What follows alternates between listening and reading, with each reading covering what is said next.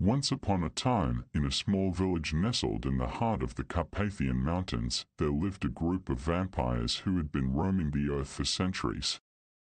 As with most vampires, they were notorious for their aversion to garlic and holy water, which they believed could weaken and harm them. However, one fateful night, as they were prowling the village in search of their next victim, they stumbled upon a local farmer's market where they were exposed to the potent aroma of garlic. To their surprise, instead of feeling weakened or repulsed, they found themselves inexplicably drawn to the pungent smell and, before they knew it, they were devouring cloves of garlic like it was their favorite food. The next day, as they were exploring the village further, they stumbled upon a small chapel and decided to investigate. To their astonishment, they discovered that they not only had no adverse reactions to the holy water within the chapel, but they found it quite refreshing and invigorating. This revelation turned their world upside down. Suddenly, everything they thought they knew about their kind was called into question. They spent the next few days experimenting with different types of garlic and holy water, trying to figure out why they now enjoyed something that had once been their Achilles heel. As they continued to explore this newfound pleasure, they began to realize that they had been missing out on so much that the world had to offer.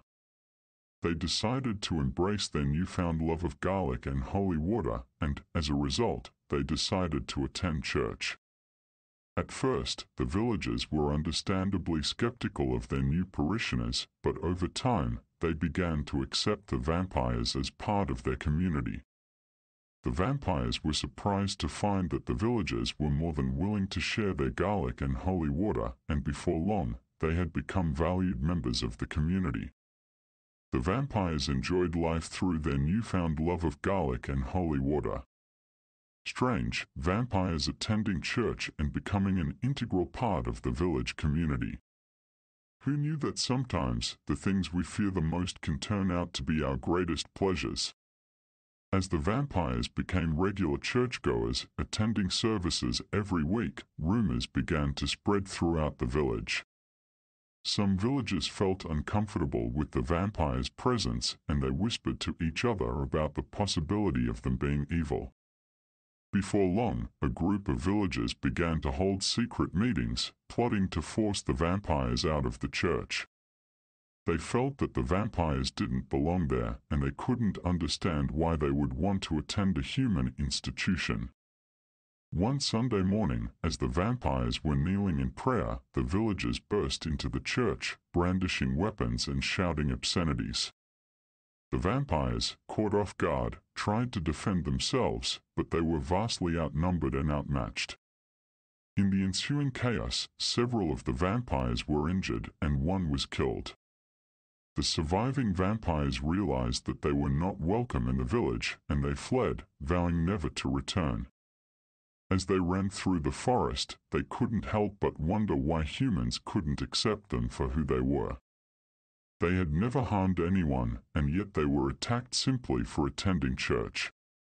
The vampires continued to roam the earth, but their love of garlic and holy water had been tainted by the memory of the village where they had once felt accepted. They realized that, no matter how much they might enjoy human things, they would always be seen as outsiders, feared and misunderstood. And so, they continued on their journey, seeking acceptance but always wary of the humans who might never be able to understand them. If you enjoyed today's episode, please consider liking the video and subscribe to be notified of freshly baked, frightfully generic stories.